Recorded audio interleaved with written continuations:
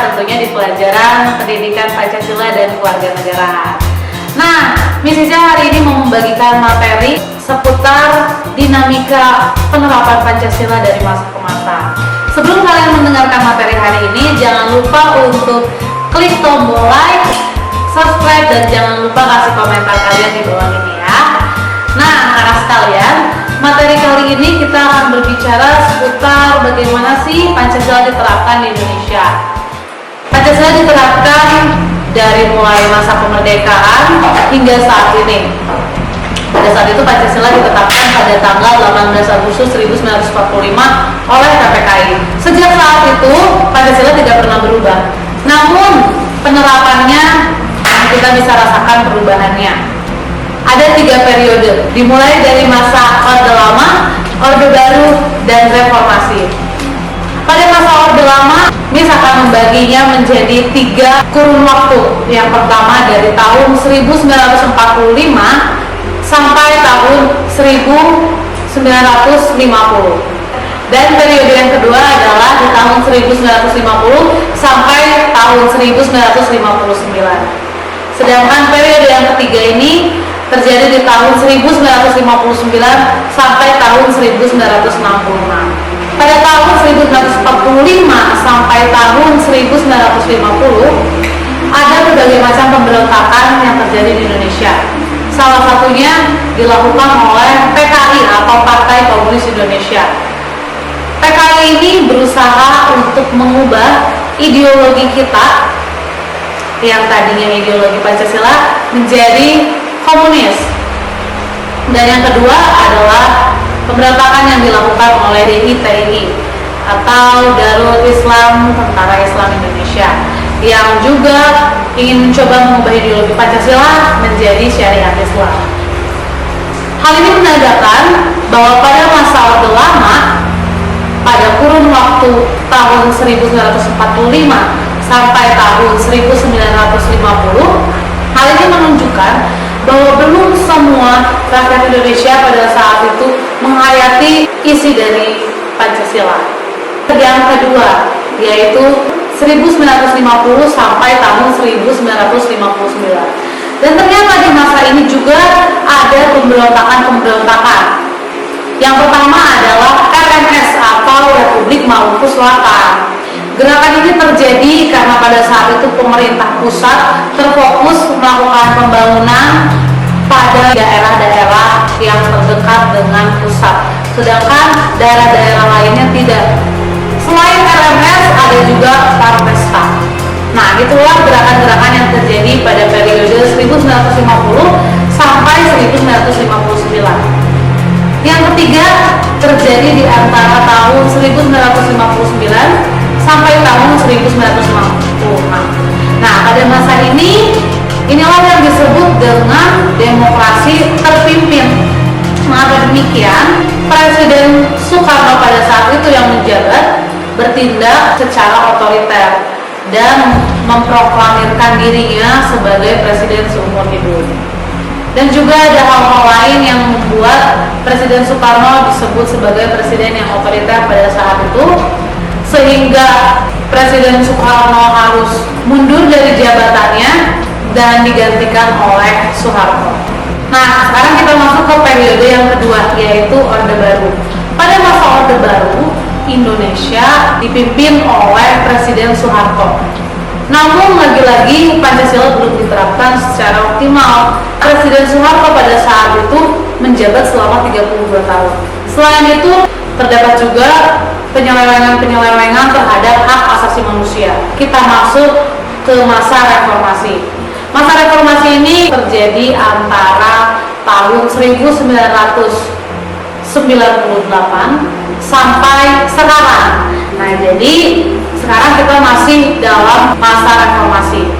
Dimulai dengan masa kepemimpinannya B.J. Habibie, Pancasila mulai diterapkan secara konsekuen. Walaupun kita lihat mungkin masih ada kekurangan. Kenapa masih banyak orang-orang yang berlaku tidak sesuai dengan nilai-nilai Pancasila? Tapi kalau kita lihat dari mulai awal merdeka sampai masa reformasi, ternyata ini terjadi suatu peningkatan. Nah, tadi Indonesia sempat menyebutkan bahwa Pancasila ini juga selain disebut sebagai dasar negara, tapi Pancasila juga disebut sebagai ideologi bangsa. Apa itu ideologi? Ideologi itu adalah ide, gagasan, cara pandang, cara berpikir yang dijadikan pedoman oleh bangsa Indonesia dalam berperilaku atau dalam mengambil sikap di negara ini. Ternyata bukan cuma ideologi Pancasila yang ada di dunia ini, ada banyak jenis-jenis ideologi di dunia ini. Dari semua ideologi-ideologi yang ada di dunia, ternyata hanya satu negara yang punya ideologi yang berbeda dengan negara-negara lainnya, yaitu Pancasila.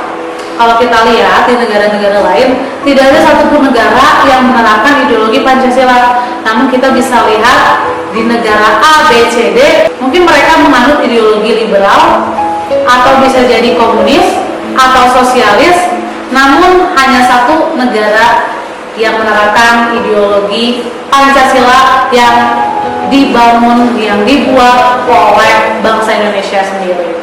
Oleh karena itu Pancasila disebut sebagai ideologi terbuka. Mengapa Pancasila disebut dengan ideologi terbuka?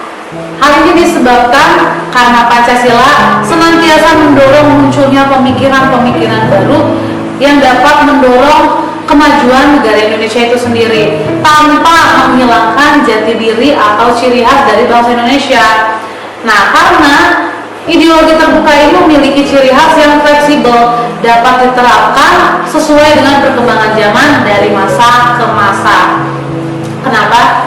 Karena Pancasila digali dari nilai-nilai luhur yang berkembang di bangsa Indonesia, bukan dari pemikiran-pemikiran perseorangan dan bukan juga dari pemikiran suatu kelompok tertentu, namun digali dari unsur budaya yang ada di negara Indonesia. Dengan demikian, walaupun Pancasila disebut dengan ideologi terbuka, namun bukan berarti ideologi Pancasila dapat dengan mudah digantikan oleh ideologi-ideologi lainnya. Bagaimana sih kedudukan Pancasila sebagai ideologi terbuka? Nah, ternyata di dalam Pancasila yang kita lihat sebagai ideologi terbuka, Pancasila memiliki nilai-nilai. Apa saja nilai-nilai tersebut? Yang pertama adalah nilai dasar. Pancasila diambil dari falsafah dasar hakikatnya Pancasila yang berisikan nilai-nilai ketuhanan, kemanusiaan, persatuan, kerakyatan, dan juga keadilan. Ini adalah nilai dasar yang terdapat di dalam Pancasila sebagai ideologi terbuka. Yang kedua adalah nilai instrumental. Kalau kita lihat dari asal katanya, instrumental ini sendiri berarti alat. Nah, nilai instrumental ini memiliki arti bahwa Pancasila dijadikan pengukur atau sumber dari dibuatnya alat-alat hukum lainnya. Jadi saat Indonesia hendak membuat suatu peraturan baru, semuanya tercermin dari nilai-nilai yang ada di dalam Pancasila dan semuanya tidak boleh bertentangan dengan Pancasila, seperti halnya dalam pembuatan undang-undang, pembuatan TAP MPR, pembuatan peraturan daerah, peraturan presiden, dan peraturan-peraturan lainnya. Yang ketiga adalah nilai praktis. Nilai praktis ini adalah bagaimana penerapan dari nilai instrumental dalam kehidupan sehari-hari. Di dalam nilai praktis ini, kita diajarkan untuk menerapkan nilai-nilai instrumental yang ada di dalam Pancasila sebagai ideologi terbuka.